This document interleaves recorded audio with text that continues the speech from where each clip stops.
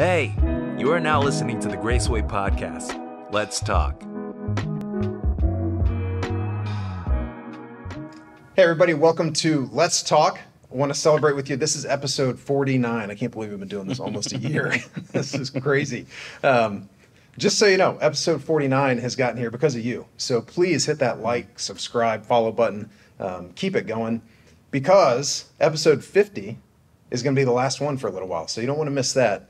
And the reason that it's going to be the end for just a bit is we want to take a break. And then we also want to reevaluate where we're at, how we're doing this, because we want to make sure it's helpful too. We want to make sure that we're giving you content that you need, that you want. And so we're going to review your feedback and we're going to come back later with something hopefully even new and improved. So if you hit that like, subscribe, and follow, you'll know when we're coming back. So Pastor Tim, Jonah, I laughed whenever I saw your notes because I was like, because Jonah, it's a small book, right? I'm thinking about people, which, by the way, if you're not reading your Bible, this is an easy story to start on. It's literally 4 chapters, and it's 48 verses in total. Yeah. And really, you didn't even cover half of it. No, I didn't. I mean, we're pretty much in chapter 1. Yeah. And that's why I kind of chuckled, because I saw your notes, and I was like, pages of notes. I was like, oh, man, he really... There's just so much going on here. And one of your last statements at the end, I was like, well, I'm glad you didn't say it at the beginning, but we can say it at the beginning here, is that you were taking this from the angle of, I'm not really teaching you coming from like a non-believing, non-Christian standpoint here. Right. This is for the believer. And so to come at that and only cover 1 chapter, break down what got you there? Well, you know, I've taught Jonah, actually taught the whole book a handful of times. And it was interesting to kind of go back and things that I was hitting on in theory around Jonah's disposition, his perspective, his response, you know, unfortunately have kind of become less hypothetical. Jonah was a very kind of nationalistic dude. Had some really strong, provocative opinions that leaked into his theology when God told him to do something.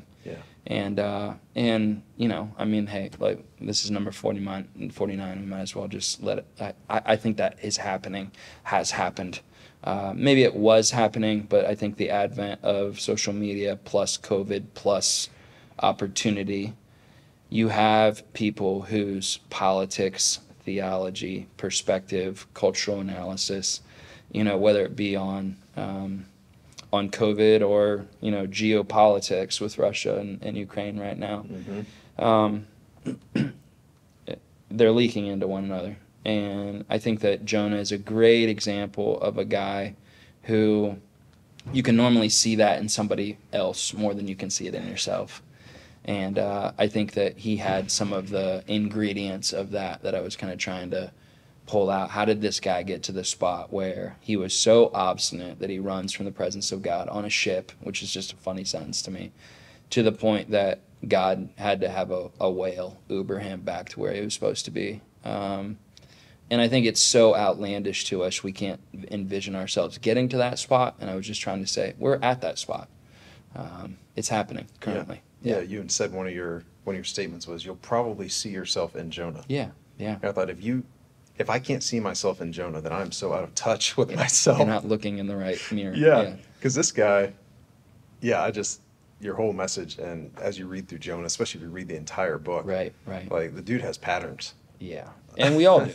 We all do. Yeah. And a fascinating guy. It's a bummer because, you know, he's one of these guys, and the Bible doesn't always do this. A lot of times we'll get the only thing we know about this guy is good, you know. There are people like that. Some of the more developed characters, we know a lot of good and a little bad. Elijah was that way. David was that way. Saul, you know. Sure. Jonah, we only know bad. You know, it'd be interesting in glory to meet this cat. Like, oh, wow. That's right. That's a rough stretch for you. But, you know, he's interesting because he's a guy that you get a series of bad decisions. That's all we know about him. And yet God used him. Yeah, So, I was thinking about the fact, which I get the foreshadowing of he's in the belly of a fish for yeah, 3 days. Right. But I'm like, solitary confinement's a real thing. Right. Yeah.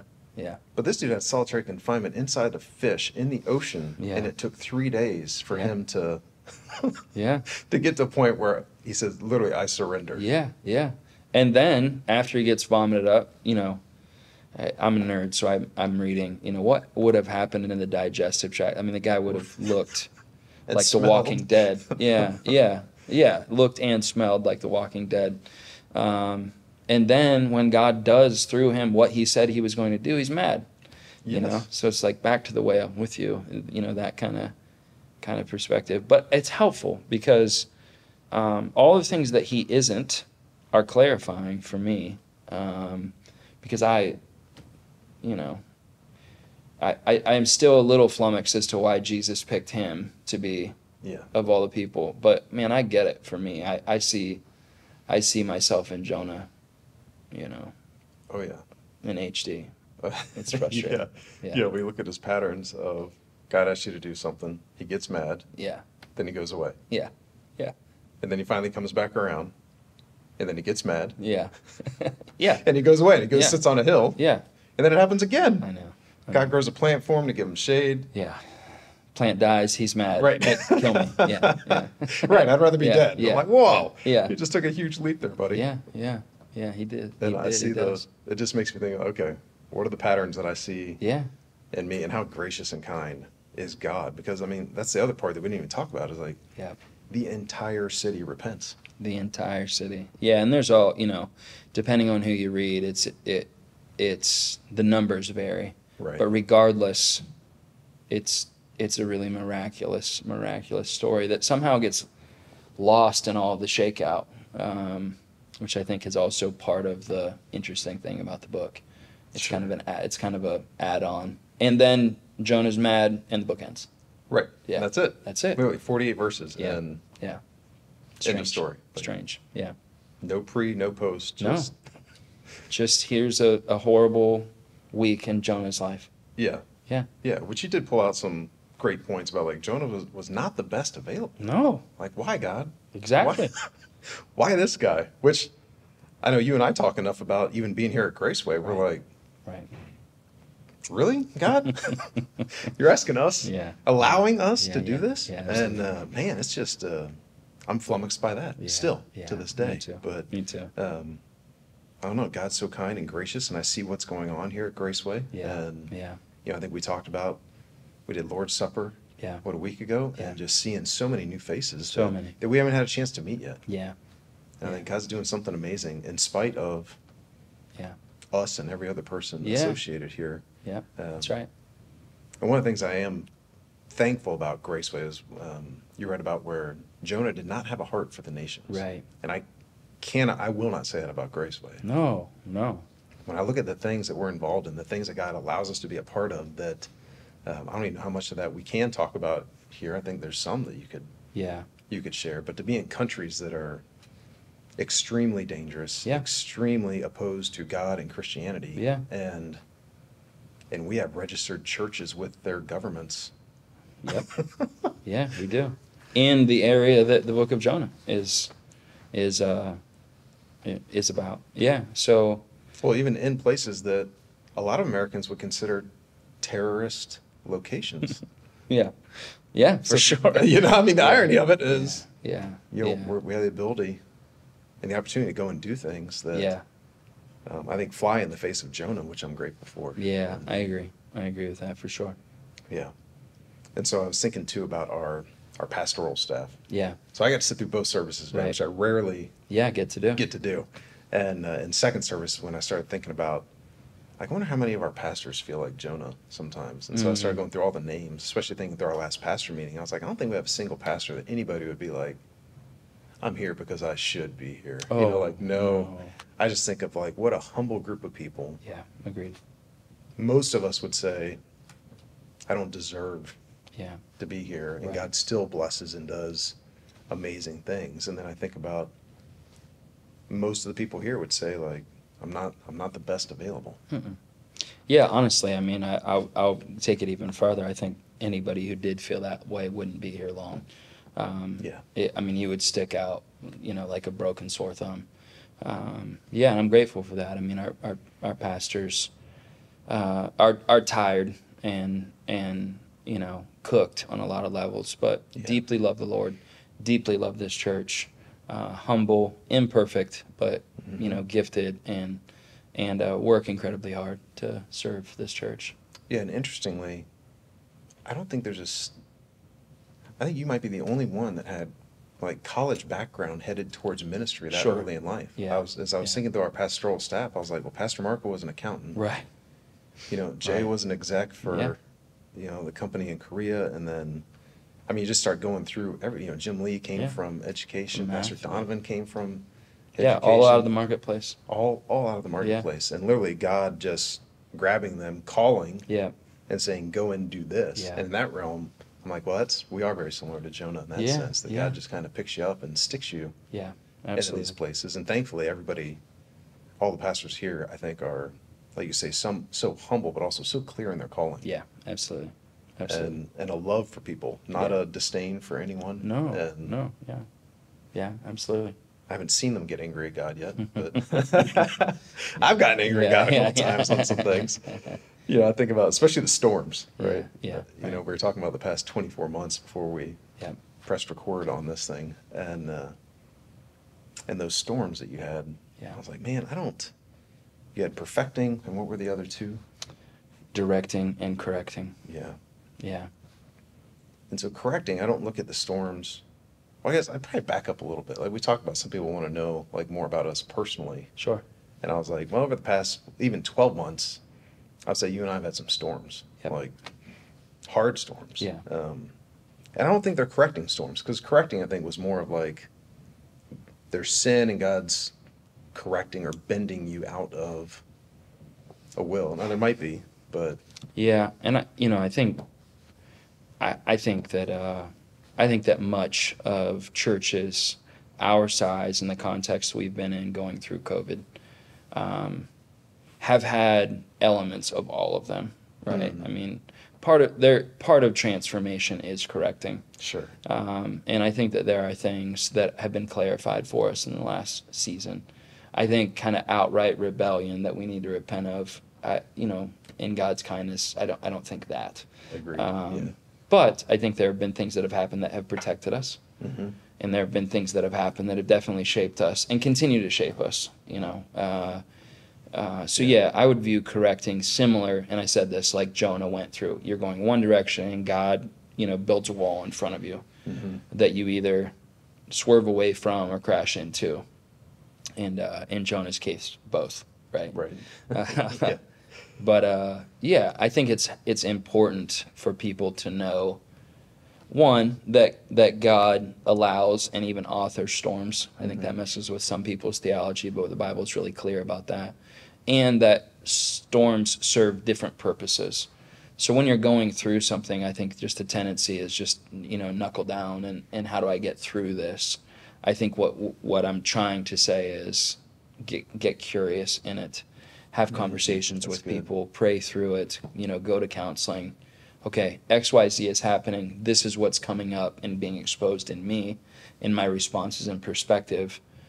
And I think in that, you'll typically find, okay, God's trying to transform me in this way. God's trying to protect me in this way. And I need to stop doing X. So I think it's a little bit of everything. Yeah, and I could tell those resonated with the church today. You could hear everybody just responding to that of, I've experienced this at some point in my life. And most of us sometime within the past 12 to 24 months. And I think about the storms that you and I have faced personally. I wouldn't say most are professional outside of the things that we had to do with COVID. For sure. But real life happens to us. And that was something I was having that conversation with somebody here recently from the church, and I felt like they just had this view of us as pastors, like life is completely different for us. And I was like, no, I have to shower sometimes because, Yeah, that's right. we sweat and we work, and there's real life, and Yeah. I have to parent, and Yeah. my wife and I go to a counselor together. Yeah. Yeah. And and I could see them kind of sit back, and they're like, huh. Yeah. And it was a new revelation. And so I just think about, like, I have storms in my life. You have Yeah. storms in your life. Yeah. Our families are not perfect. No. We're not perfect. We're No. just trying to do the best that we can. And No. Yeah, and I think there's tension for it because at some level, a guy by the name of Count Zinzendorf is famous for saying, let me be forgotten and only Jesus remain. And he founded the Moravian movement, which, was a incredibly effective missions movement that nobody talks about. So be careful what you wish for. But, at some level, I feel like and when I preach, I try to be as authentic as I can. yeah. I try to talk about struggles. I try to say I did this wrong or that wrong. I try to, and I get close to the line, jokingly or otherwise. Sometimes, the review team's like, please don't say that again. Okay, fair enough. So I try to be as down to earth and as normal as I can. The other side of that is I don't want to be in the picture. Right? I'm trying to get you to Jesus, not you to me. And so I understand that there's some complexity in that for people, but I don't know that many pastors, honestly. I don't know that many pastors that are doing well right now. Most of the good pastors that I know who are still pastors, and I know a lot of them who aren't, are beat up. Are beat up right now and are trying to lead a beat up church, beat up out of a beat up season, and finding pre-COVID horsepower to be pretty diminished. And so part of that is good because we need to tap into other fuel, right? Spiritually and otherwise. And part of that is hard because the burden of loving people, caring for people, seeing people hurting, struggling, sideways, leaving, coming, is significant. And so, yeah, sometimes like the Assyrians, I felt like we got impaled a couple times. Couple times. It was a hard season. I mean, it really, we knew going into decisions that we had to make that somebody's not going to like this, or it's going to, there was no room for rough edges over the past couple years. And, and it was hard. And we've seen a lot of our friends be part of the great retirement movement. Yeah. Or the I'm done with this altogether movement. Yeah. And, or their church be done with them. Right. Unjustly. And in the midst of it, church, the church, our church, going through perfecting, directing, correcting storms as well. And so I think that for me, that was my heart around the Jonah thing is I know people get an earful outside of the church, and I don't mind being provocative. I sincerely don't want to be provocative, but I also don't want to be silent on some of these things. I referred to Jonah as a nationalist, and that. Sure. For me, talking about politics isn't being political. It's talking about how we think, how we view culture, how all of those kind of things. But I get that. I just want us to at least be clear on where we're coming from and where we're headed and why. And I think Jonah is a really interesting guy in that regard. But again, lots of people are hurting for lots of different reasons. It's been tough, and God is at work, and we'll see. Yeah, and I think you pushed our church in that direction with one of your statements about it seems like the church has been more well known for what we like and don't like versus how we love. I thought that right there is the impetus for all of it. Yeah, it really is. It really is. And I don't, for me, if you don't know me, I read a lot. I try to stay up to date on a lot. I can be conversant politically. I don't care. Right. Right. I more care about what politics does to the church and how the church thinks about politics than I care. So I'm not even talking about a politician or anything. I don't care. It's not my team. It's whatever. But yeah,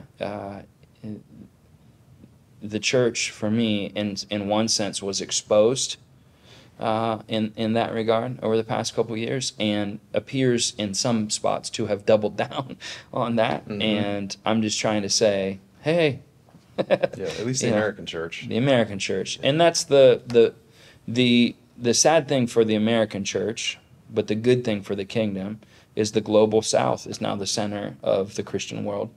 80%, people don't know this, 80% of the Christian church is in the global south. 80%.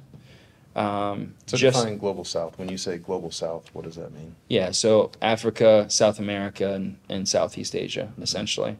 And 100 years ago, it was the exact opposite. 80% was in Europe and in North America. The Great Awakening 1 and 2 happened here. And it has moved. We've had a vast, significant migration of faith. And PJ and I talk about this often on here. We are not the center of the global church anymore. Mm-hmm. We can be, you and I have talked about this, the center of the economics of the global church. Right. But we have to change our perspective on some things. And when I see the church doubling down on here, the reason I respond forcefully to that is the exact wrong perspective if we're going to be generous for what God's doing in other places in the world. So this whole, this place has to be XYZ, or let's make this place XYZ, is the wrong perspective, because God is on the move in other places, and our eyes need to be up on the field, and we need to be a part of that. But it's I don't know. I do know what your theology is. It's not coming back. We will have pockets of revival, but we will not be the global center again. We won't. It's moved, and if you want to be a part of it, you gotta care about the nations. Yeah, and that's not a theoretical statement. You can look at the globe and the map of Christianity, how it has moved across the globe, like a wave. Yeah. And that wave has moved past the United States. Yeah, it has. And that doesn't mean we don't get to be a part of where that wave's going, but that's the opportunity. It doesn't mean that we don't get to be a part, but we're going to have to choose to be a part. That's right. And business as usual will not be being a part. It won't. We can just come to church and raise money for this or that or all those kind of deals, but to be a part of the move of God in the nations, we'll have to think about things differently. And COVID had the potential of jolting us out of that, and had the potential of doubling us down on that. Mm-hmm. And so again, when I talk about, culture and politics and that things, it's not to be provocative. It's to say, if we get stuck here, we're going to miss what God's doing. Yep. It's never about who you should vote for. Whatever. I just want to be, I want to be a part. You want to be a part. We want this church to be a part of what God's doing. And that is in some of the places that you referenced before. I mean, the fastest growing church in the world is in Iran. Mm-hmm. You won't hear that on the media, though. Yeah, you won't hear it, but it's not even close. The underground Iranian church is going crazy. Yeah. And eventually that gospel wave will encompass the globe. And I don't know how that gets defined, but I think at that point Jesus will come back. And we don't have that many more turns. Right. Of that. Well, we don't have that many more languages to translate. Right. We don't have that many more people groups. Right. To have this move past. That's right. Doesn't mean that good things and God's blessing won't continue to happen here inside this country or others. It just means that it's an outward facing movement is what it is. I think you drew down on that is a lot of people during COVID, we moved inward, focusing on what's going on here versus outward. And really, if we can pick our spiritual head up and look and see what's going on, that's right. There's so many exciting things happening. That's right. That God's put in front of us. And that for me is really the point of the book of Jonah. Yeah. Because Jonah had reasons to respond the way that he did, cultural, historical reasons to respond the way that he did. And so do we. I get it. I'm not being critical of that, but I am saying that the enemy will manipulate your perspective on those things. And maybe you don't get on a ship and try to get away from the presence of God, but you can be away from the presence of God and still be going to church and still, be doing all the functions of, and Jonah is he's a caricature where our heart can get to, and a I think pretty stern warning if we're willing to be open and informed by it. So yeah, I agree. All right. okay, I think we did it. we did it. Thanks for tuning in to episode 49. Don't miss episode 50. Please hit that like, subscribe, and follow button, and know that we love you. Thanks for tuning into the Graceway Experience. Hope we can talk again sometime.